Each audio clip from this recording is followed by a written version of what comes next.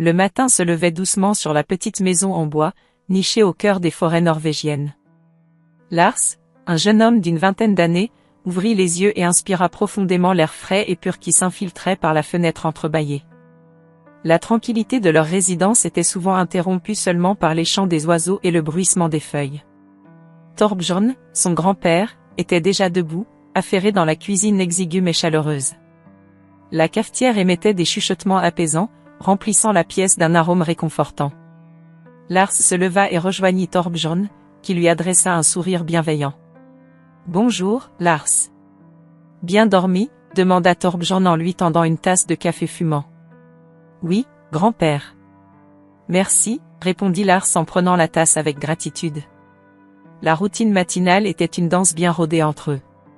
Après un petit déjeuner simple de pain frais et de confiture maison, ils se préparèrent pour leur journée. Thorbjörn attrapa son vieux chariot à roulettes, usé mais fiable, tandis que Lars enfilait des gants de travail. Ensemble, ils quittèrent la maison, prêts à arpenter les rues d'Oslo. Leur mission quotidienne de ramassage de vieux papiers n'était pas seulement un travail pour eux, mais un acte de respect envers l'environnement. Thorbjörn avait inculqué à Lars l'importance du recyclage et de la préservation de la nature. Chaque morceau de papier que nous ramassons est une chance de donner une seconde vie à quelque chose, disait souvent Thorbjörn, sa voix empreinte de sagesse. En déambulant dans les rues, il saluait les habitants qu'il connaissait bien. Beaucoup d'entre eux respectaient profondément Thorbjörn pour son dévouement et sa gentillesse. « Bonjour, monsieur Thorbjörn » lança une vieille dame en sortant de sa boutique. « Bonjour, Martha. »« Comment allez-vous aujourd'hui » répondit Thorbjörn avec un sourire. « Très bien, merci. Vous faites un travail formidable, comme toujours. » Thorbjörn hocha la tête humblement, continuant sa collecte. Lars observait son grand-père avec admiration. Malgré la simplicité de leur vie, Thorbjörn avait réussi à inculquer à Lars des valeurs inestimables, l'humilité, la persévérance et le respect de la nature. De retour à la maison après une journée bien remplie, ils partagèrent un repas simple mais chaleureux.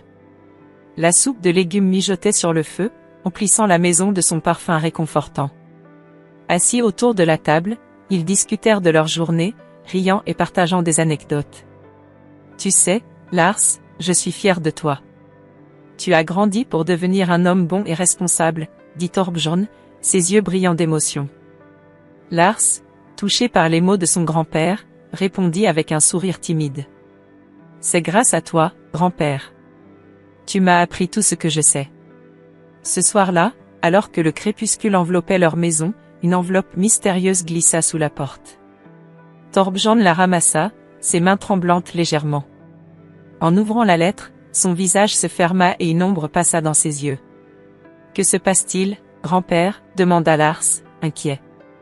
Thorbjörn secoua la tête, tentant de dissimuler son trouble. « Rien, Lars. Rien dont tu devrais t'inquiéter. Allons nous coucher. » Malgré ses assurances, Lars ne put s'empêcher de ressentir une pointe d'inquiétude. Tandis que la nuit tombait, il se demanda ce qui pouvait bien troubler tant son grand-père.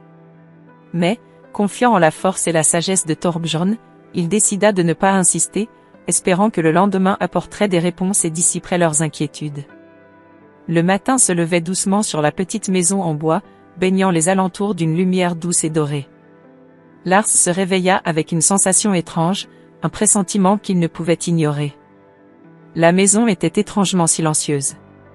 Son grand-père Thorbjörn, qui d'habitude chantonnait de vieilles chansons norvégiennes pendant qu'il préparait le petit déjeuner, n'était nulle part en vue. « Grand-père » appela Lars en descendant les escaliers. Pas de réponse. La table était vide, la cafetière froide. L'inquiétude monta en lui comme une marée. Il sortit de la maison, espérant trouver son grand-père dehors, peut-être en train de ramasser les vieux papiers comme d'habitude. Mais le jardin aussi était désert. Lars décida de se rendre en ville. Peut-être que quelqu'un avait vu Thorbjörn. Il enfila rapidement son manteau et marcha d'un pas rapide vers le centre d'Oslo. Les rues étaient déjà animées, les gens vaquant à leurs occupations quotidiennes. Mais quelque chose n'allait pas. Des murmures et des regards inquiets accompagnaient son passage. En arrivant près du commissariat, Lars aperçut une petite foule rassemblée. Il s'approcha, le cœur battant, et entendit des bribes de conversation, un vieil homme arrêté. Vol à l'étalage. Vagabondage. Lars se fraya un chemin jusqu'à la porte du commissariat, le souffle court. À l'intérieur, il trouva un policier derrière le comptoir. « Excusez-moi, je cherche mon grand-père, Thorbjörn. On m'a dit qu'il a été arrêté. Pouvez-vous m'expliquer ce qui s'est passé ?» Le policier leva les yeux de ses papiers, visiblement agacé par l'interruption. « Oui, ton grand-père est ici. Il a été arrêté ce matin pour vol à l'étalage et vagabondage. Il est dans une cellule, mais il refuse de parler. » Lars sentit une vague de désespoir l'envahir.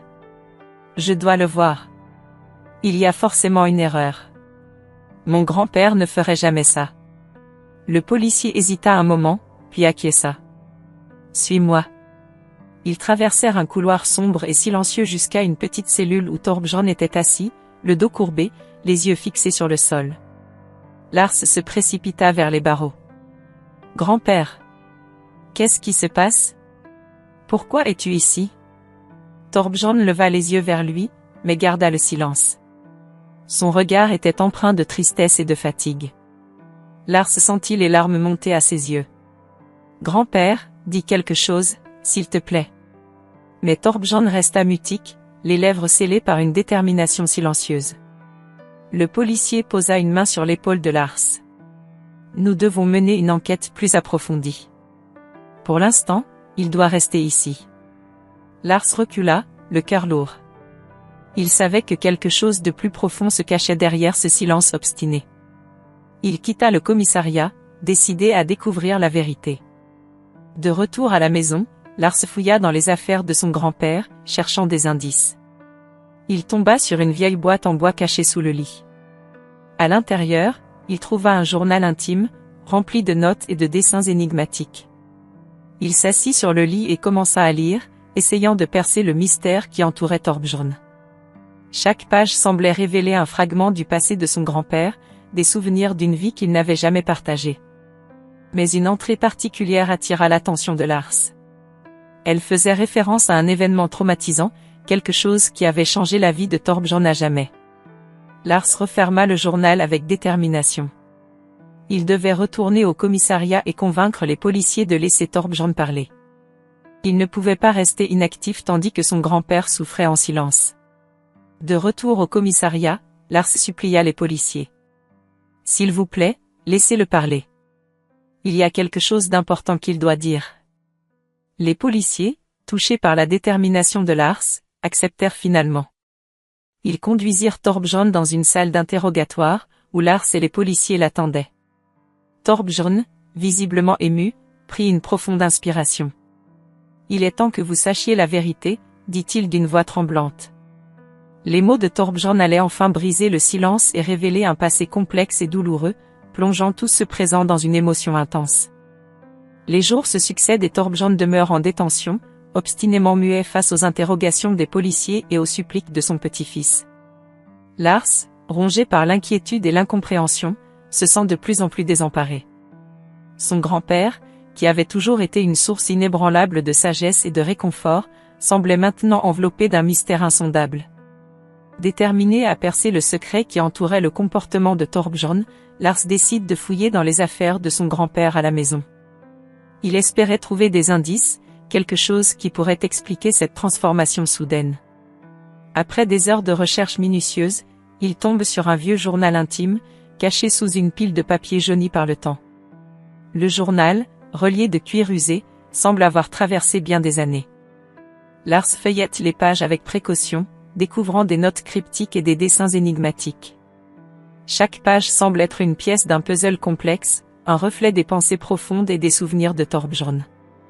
Une entrée particulière attire l'attention de Lars, elle fait référence à un événement traumatisant du passé de son grand-père.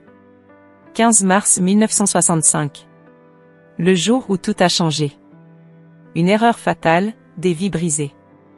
Pourquoi n'ai-je pas parlé plus tôt? Lars sent son cœur se serrer en lisant ces mots. Qu'est-ce qui avait pu être si dévastateur pour que Thorbjörn choisisse de garder le silence pendant toutes ces années? Déterminé à comprendre, Lars décide de retourner au commissariat. À son arrivée, il est accueilli par l'officier en charge, un homme d'âge moyen au visage marqué par la fatigue. Je dois voir mon grand-père.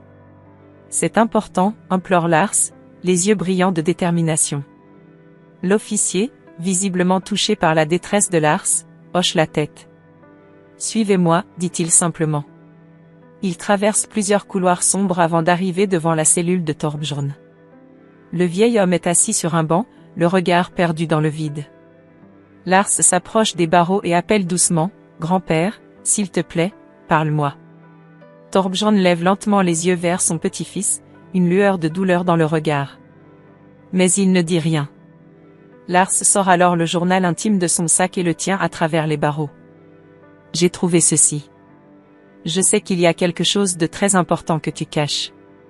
S'il te plaît, laisse-moi t'aider. » Le visage de Thorbjörn se crispe à la vue du journal. Pour la première fois depuis son arrestation, une larme solitaire roule le long de sa joue. Il prend une profonde inspiration, mais reste silencieux. L'officier, témoin de cette scène, décide d'intervenir. « Monsieur Thorbjörn, nous comprenons que vous avez vos raisons pour garder le silence.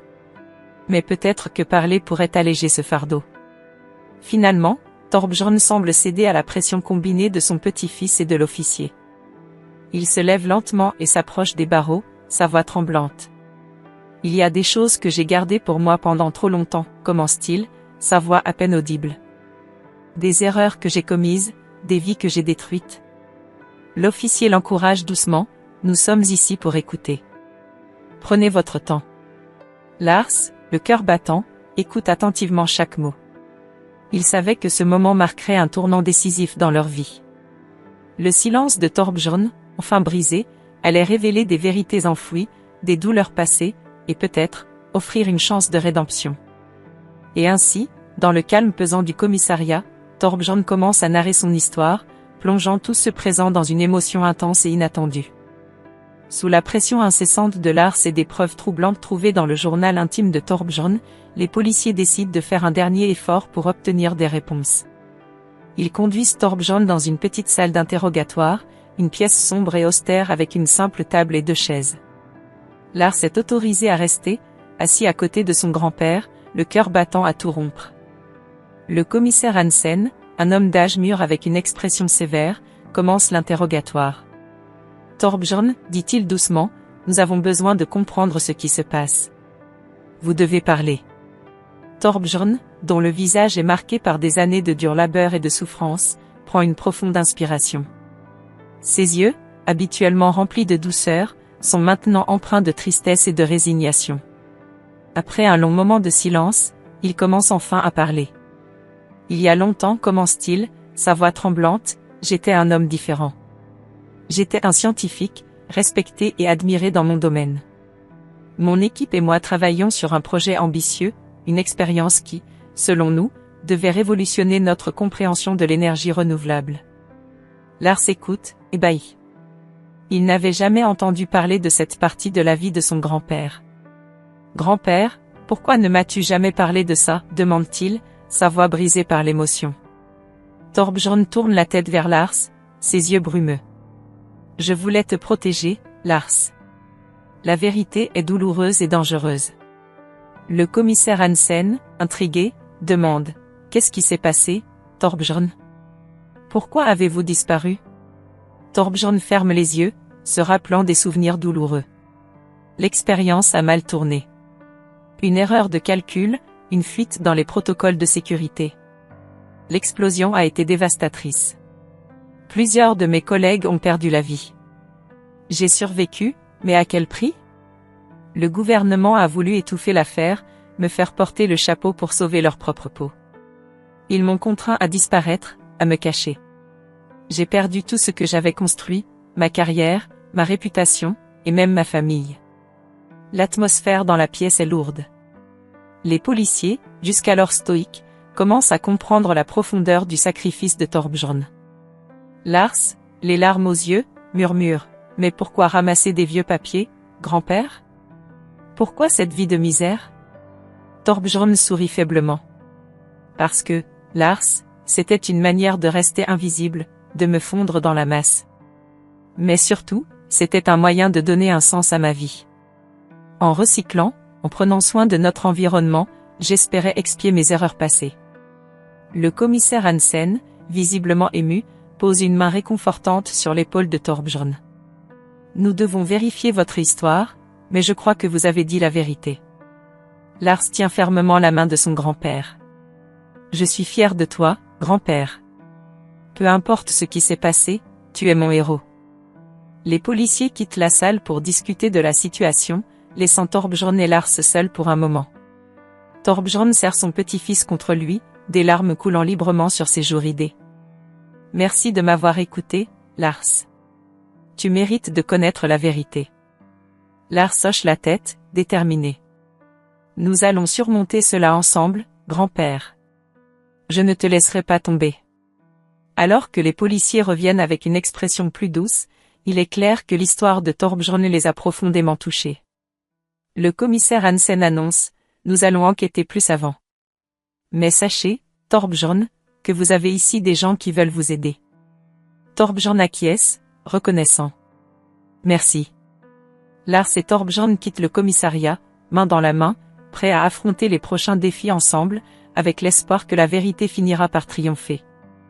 Juste au moment où Thorbjörn terminait son récit, la porte du commissariat s'ouvrit brusquement. Un homme d'une 50aine d'années, vêtu d'un costume impeccable, entra avec une détermination visible. Les policiers se tournèrent vers lui, intrigués. L'homme s'avança vers Thorbjörn, les yeux remplis d'émotion. « Thorbjörn, c'est bien toi », dit l'homme d'une voix tremblante. Thorbjörn, surpris, leva les yeux et reconnut immédiatement son ancien collègue, Henrik. Les souvenirs de leur collaboration scientifique ressurgirent soudainement, et pendant un instant, il sembla que les années avaient disparu. « Henrik ? Que fais-tu ici ?» demanda Thorbjörn, incapable de dissimuler son étonnement. « Je t'ai vu aux informations, Thorbjörn.